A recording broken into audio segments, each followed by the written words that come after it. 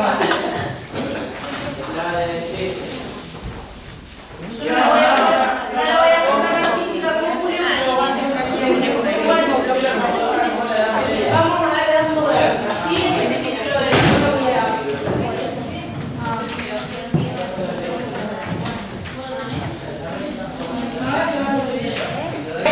Lo que no vayan entendiendo, sí me puedan ir parando y preguntando.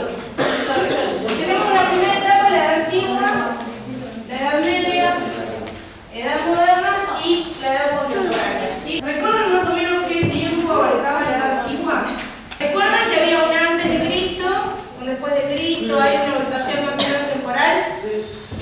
No tienen años. Bien, bueno, vamos a trabajar entonces con la temporización. Nosotros hablamos de una etapa de transición, ¿sí? que se da con el Renacimiento, ¿sí? y el humanismo. Entonces, lo que nos tiene que quedar en claro un poco es que las edades no empiezan en un punto y terminan en otro punto, sino que hay cambios, hay épocas en las cuales las cosas van sucediendo de modo lento y los cambios se van dando también de modo lento y progresivo hasta que se logra pasar a la otra edad. Entonces no vamos a amanecer un día y estamos en la edad moderna. Esa es la idea. La idea es que los cambios se van dando lentamente y de un momento a otro se va a caracterizar, la historia nos va a caracterizar como edad antigua, como edad media, como edad moderna. ¿Hay otra edad? Y la edad contemporánea. La puse porque todavía no llegaron, pero es la que estamos viviendo casualmente. ¿Las edades más o menos tienen la mitad del año o hay una matar?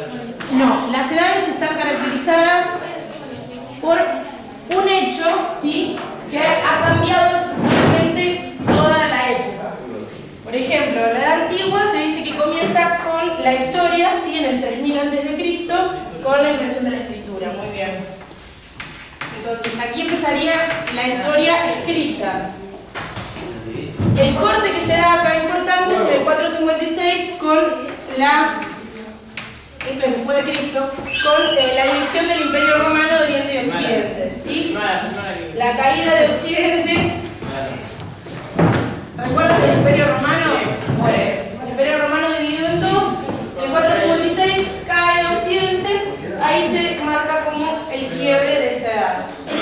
La Edad Media, ustedes más o menos llegaron hasta el tiempo. Cuando nació Juan. ¿Con quién terminaron? ¿De quién terminaron hablando en la Edad Media? Platón. No. Aristóteles. Santo Tomás. La Revolución Francesa está mucho más adelante. Bueno, más o menos dijimos siglo XV, ¿sí? Siglo XV, XIV, también se puede hablar del XVI, ahí empezaría, ¿sí? la Edad Moderna. Y precisamente con los hechos que comienza es con el humanismo, ¿sí? El Renacimiento y también las revoluciones científicas, Copérnico, Galileo. Entonces también se da un nuevo cambio importante. Y la contemporánea empieza con la que alguien nombró por ahí, la Revolución Francesa, ¿sí? en el siglo XVIII. Ahí está, más o menos, ¿estamos ubicados en tiempo? Sí. ¿Sí? Bueno, la Edad Moderna la vamos a trabajar exclusivamente en lo que es el contexto europeo, ¿sí? Ustedes saben que recién en esa época, siglo XV, ¿de qué años estamos hablando aproximadamente? 400. 1400. 1400, muy bien. ¿Y alguien recuerda qué sucedía más o menos en esas fechas, 1400 y pico, con nuestro continente? Se estaba descubriendo. Entonces nosotros todavía no tenemos una historia de la filosofía aquí, por eso vamos a hablar de la filosofía de Europa, ¿sí? Pero todo está relacionado. Lo bueno que tiene el conocimiento es que se sirven todas las ciencias las unas de las otras para seguir creciendo. Entonces, el arte, aunque no lo crean, va a tener mucha influencia en la filosofía en este periodo, precisamente porque las ideas, ustedes saben que los pintores, los escultores y demás, no plasman en el arte cualquier tipo de imagen, sino que precisamente el arte tiene un contenido, está representando un aspecto del mundo que a nosotros precisamente nos interesa porque la filosofía representa el aspecto del mundo a través de los conceptos. El arte a través de la imagen, de las representaciones de las figuras. Pero bueno, fundamentalmente a través del arte pudimos ir viendo el cambio de la imagen, ¿no? Cómo el hombre empieza a aparecer en la pintura.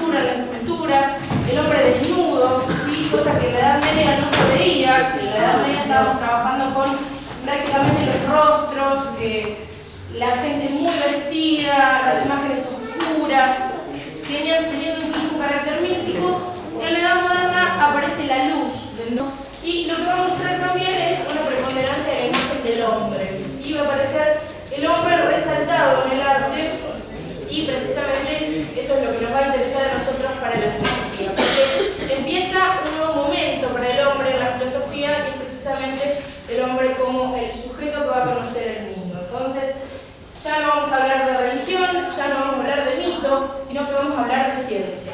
Entonces, tenemos un cambio bastante importante. Ahora les voy a dar los textos de Galileo y de Copérnico para que podamos un poco... Ay, querías la línea. Sí, siempre igual es para él.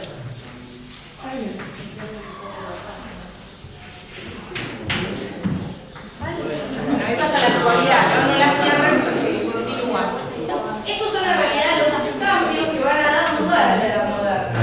¿Sí? Nosotros vamos a tratar de ubicarnos en tiempo y espacio para poder entender por qué cambia el pensamiento filosófico, por qué nosotros dejamos de hablar de Dios, ¿sí? Dejamos de centrarnos en este teocentrismo que ustedes tanto hablaron, y pasamos a otro plano. La filosofía se va a empezar a ocupar de otra cosa.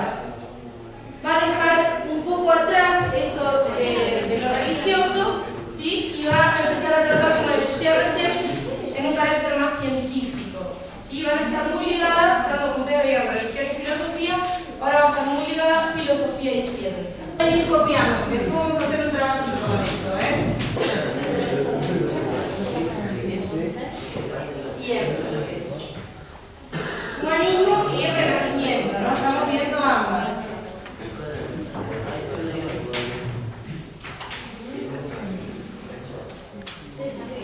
A ver si podemos ir viendo un poco. Dijimos que en el humanismo lo que se va a resaltar, sí, es la razón, también el aspecto del cuerpo, la naturaleza. Se empieza a dejar de lado esto que dijimos de la religión, y se empieza a hacer hincapié en que el hombre puede conocer el mundo por sí mismo, ya no necesita de la revelación de Dios, ¿sí? Entonces, como el hombre ya puede acceder al mundo por sí mismo, también se empieza a reconocer como un ser completo, íntegro, y en eso también cabe el cuerpo. Ustedes recuerdan que para la religión el cuerpo es pecaminoso, todo lo que represente lo sensible, lo corporal, está como empapado del pecado. Ahora el hombre se va a despejar un poco de esa concepción y va a decir: mi cuerpo también lo creó Dios, si Dios es tan bueno, mi cuerpo no podría ser malo. Entonces se empieza como a separar un poco de estas concepciones religiosas y empieza a tomar otro camino, que es un camino mucho más racional, mucho más científico. Se empieza a dedicar a estudiar, se empieza a dedicar a estudiar la naturaleza, a estudiarse a sí mismo. Las ciencias como la anatomía, la astronomía, tienen un impacto muy importante y van a empezar a desarrollarse. Por eso también hablamos de la naturaleza, porque ahora la naturaleza ya no va a ser ese lugar que vamos simplemente a contemplar, sino que vamos a salir a indagar, vamos a salir a buscar, a interrogarla, ¿sí? La naturaleza tiene muchas cosas para decirnos y el hombre de ciencia va a salir a buscar esas respuestas, ¿sí? Lo que nosotros hoy por hoy vemos mucho más, ¿sí? Que es lo que continuamente hacen los hombres contemporáneos, esto de investigar y trabajar en el campo hablando del lugar, ¿no es cierto?, que uno elige para trabajar, no del campo donde se cultiva, y bueno, y aplicando todos sus conocimientos, ¿sí? a estos distintos aspectos. También va a surgir, bueno, la ciencia especializada, se van a abrir estos campos de conocimiento. Antes la filosofía se ocupaba prácticamente del total de los saberes, ahora cada ciencia va a tener su lugar, o al menos va a empezar a abrirse su lugar, y con el tiempo va a encontrar su propio método, su propio objeto de estudio, se va a ocupar de cosas determinadas, ¿sí? El descubrimiento de América va a cambiar un poco la visión general del hombre. Ustedes piensen que el hombre europeo sentía que el mundo era únicamente Europa, el norte de África, Asia Menor, un poquito, ¿sí? Lo que es Irak, Irán, Arabia Saudita y demás, y un poco de Asia, entrando hacia lo que sería yendo hacia el este, pero no demasiado, no conocido. conocía todo el continente. Ahora con el descubrimiento de América el mundo se hace mucho más grande y a la vez se vuelve mucho más incierto, ¿sí? Y esta incertidumbre le lleva al hombre a preguntarse realmente si el mundo es tan finito y tan exacto como creían cuando lo sostenía la Iglesia. Entonces va a empezar precisamente con el desarrollo de la ciencia a investigar que el mundo no es tan pequeño, ¿sí? Y tan limitado como creía, y esto lo vuelve un buscador por excelencia. Va a empezar a indagar y a encontrar nuevos mundos, nuevos lugares y con ellos nuevos objetos de estudio, y va a cambiar esto, ¿no? La visión que tiene acerca del mundo, de lo finito, de lo pequeño. La nueva posición de la mujer la vamos a ver reflejada en las pinturas, ¿sí? Cuando hablábamos de los cuerpos desnudos y demás. Antes, durante el medioevo, no íbamos a encontrar un cuerpo desnudo en ninguna pintura. Ahora, bueno, se exalta la belleza, la armonía.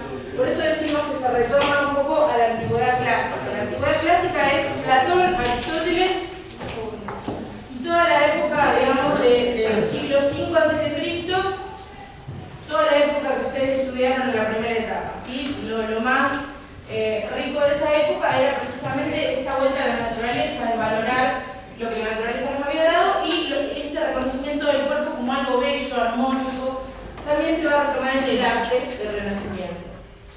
La reforma religiosa, bueno, va a afectar, ¿sí? Directamente a los cimientos, a las bases de la Iglesia, porque va a cuestionar lo que la Iglesia dice, que hasta ahora nadie lo había cuestionado, y obviamente va a modificar un poco el pensamiento de la gente, porque ya no se va a tomar la palabra de la Iglesia como algo absolutamente cierto. Algo que es cuestionado quiere decir que en algún lado tiene un quiebre, en algún lado tiene una rajadura que me permite dudar. Entonces ya cuando existe la duda se empiezan a abrir otras posibilidades, y esas otras posibilidades van a estar un poco encaminadas en la ciencia. También se modifica la estructura. Ustedes trabajaron con la estructura piramidal.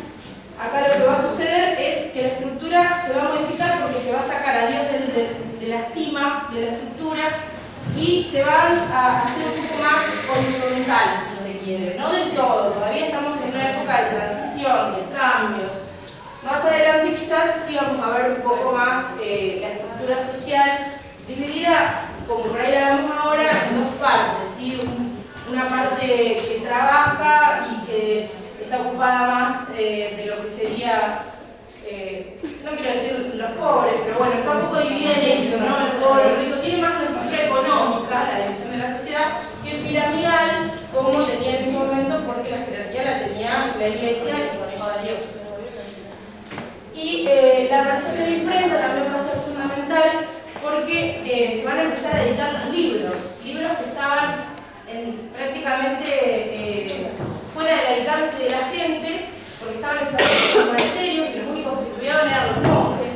Entonces el resto de la gente no tenía acceso a la educación, no podía ser educado si no se iba a meter a uno de estos conventos y se volvía monje o cura sacerdote. Entonces ahora con la aparición de la imprenta estos libros se van a empezar a reproducir y van a llegar al alcance de muchas más personas, y por lo tanto el conocimiento también va a llegar al alcance de otras personas, ¿sí? Chicas, ¿pueden hacer silencio un poquito? A ver, Verónica.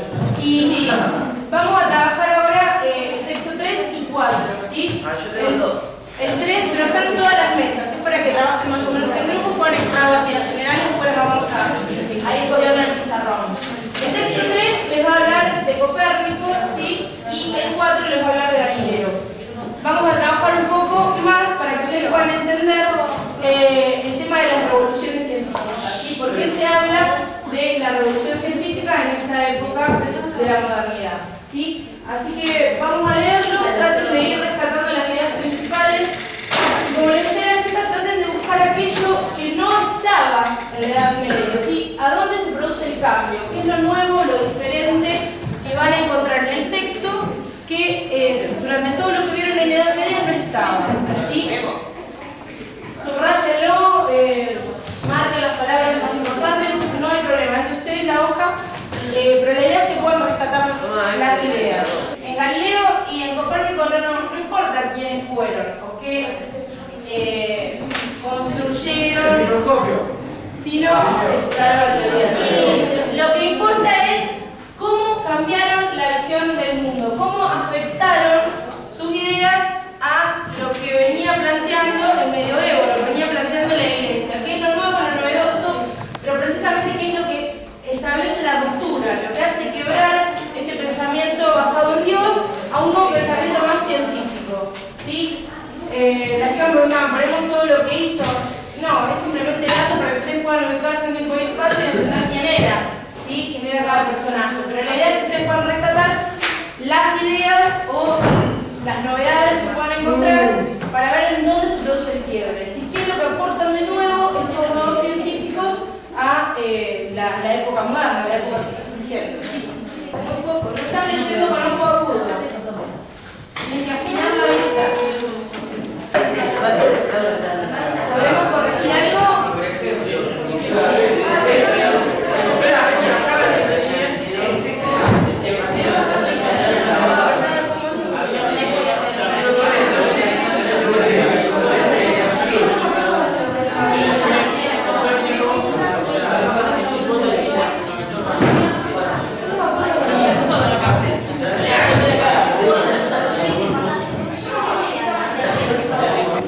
Aquellos que tienen el texto 3, además de los muchachos del frente, ¿qué pudieron rescatar? De Copérnico.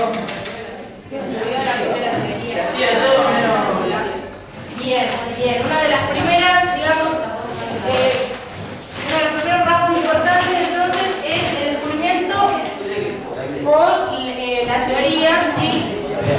Heliocéntrica. ¿Qué pasaba con la teoría heliocéntrica? ¿Alguien me la puede explicar?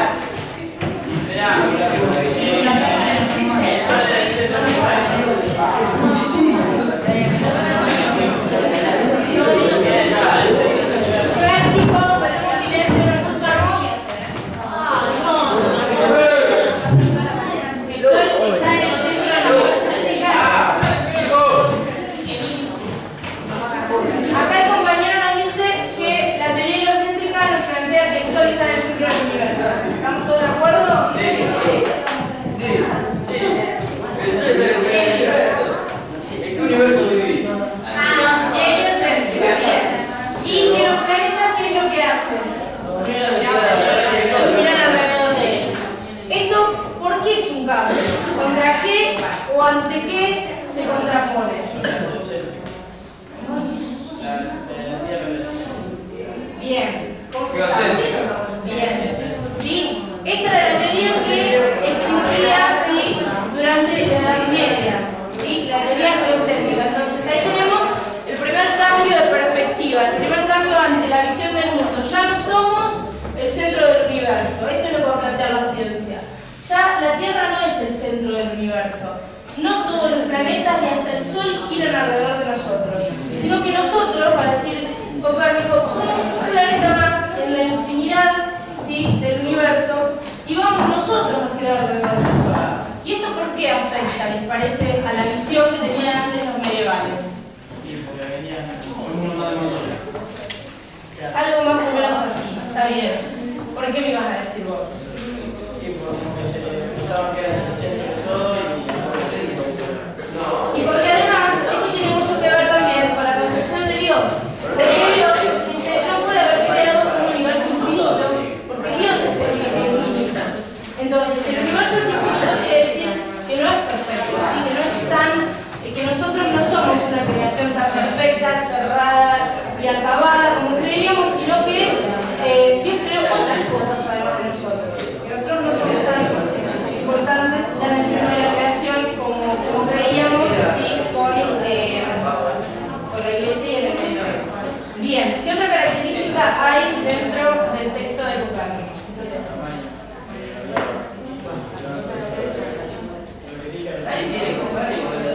Sí, todos lo tienen. Lo que pasa es que hay muchos que no lo han leído, no lo han entendido. Yo ya lo sé. Galileo, Galileo. Ya también. Las chicas tienen algo para aportar. Muy bien. Pruebas fehacientes. Eso es científico. Presentar pruebas. Aparte de los colores, como de colores. Hay colores.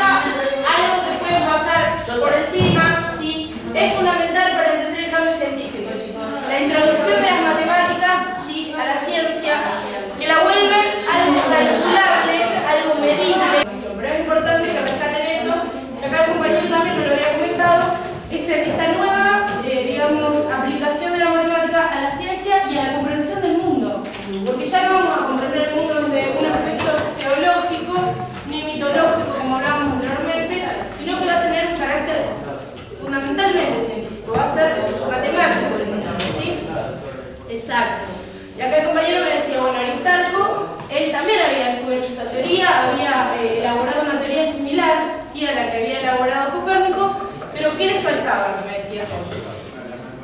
Le faltaba, además de la matemática, claro, se había basado únicamente en la observación y había elaborado algunas hipótesis que lo llevaban a creer que el Sol era el centro del universo, pero le faltaba esta fundamentación, esta comprobación de que la teoría podía ser posible, ¿sí?, realmente posible.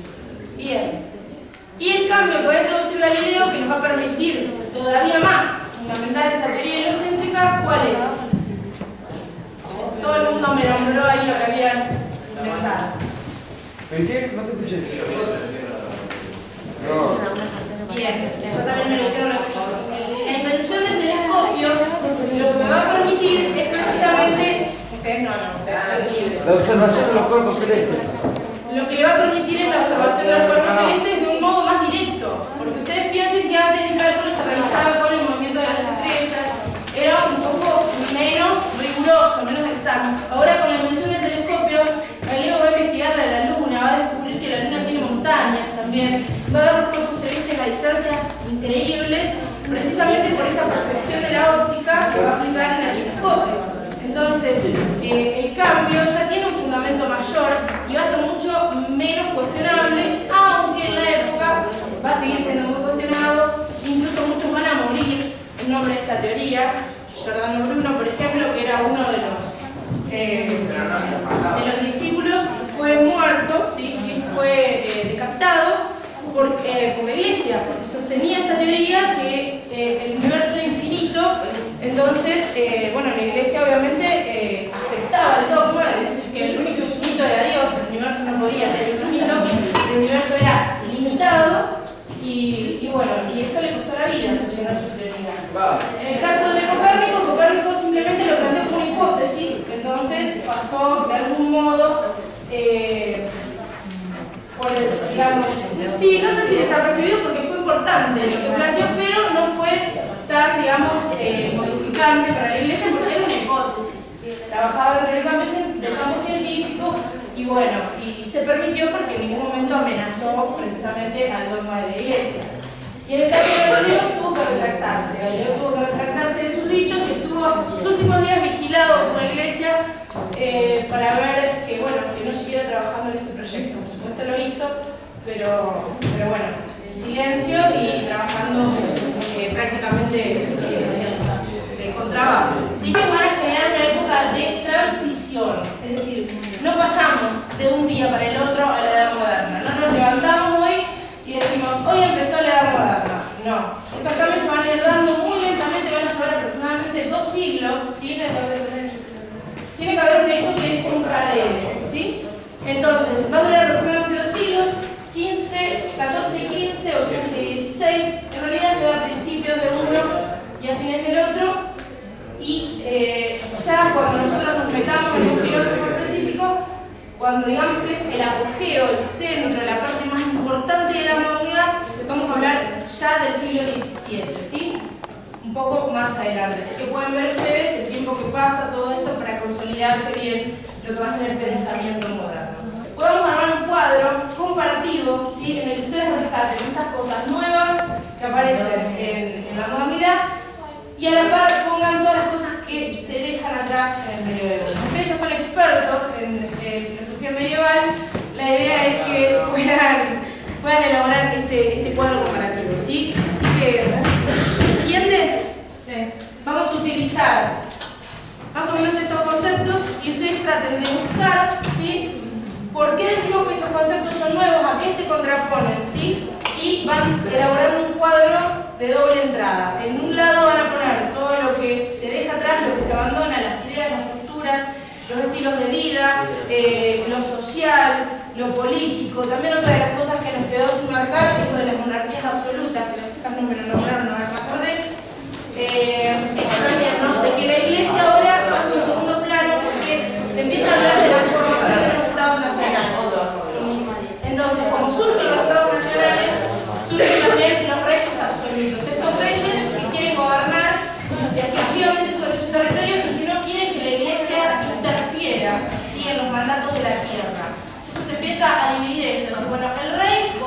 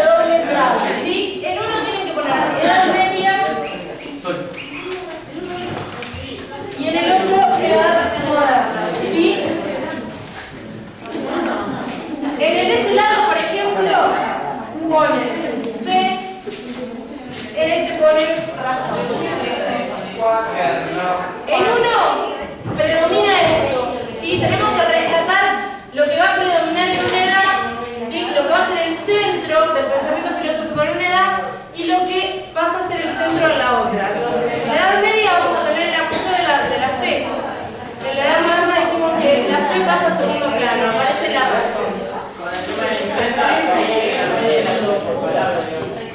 Sí, con el tema de la imprenta lo que hablamos, que los libros antes eran propiedad exclusiva de un grupo, ¿sí? Y que no tenía acceso a todo el mundo a los libros. Con la imprenta el libro se hace masivo, empieza a acceder de todo el mundo. ¿Con qué, por ejemplo, con qué concepto tienen dudas en contraponerlo a la Edad Media? Fíjense porque esta actividad la vamos a corregir la clase que viene, pero no tiene una hora. Traten de hacerlo para el jueves. Oh, shit. La reforma religiosa.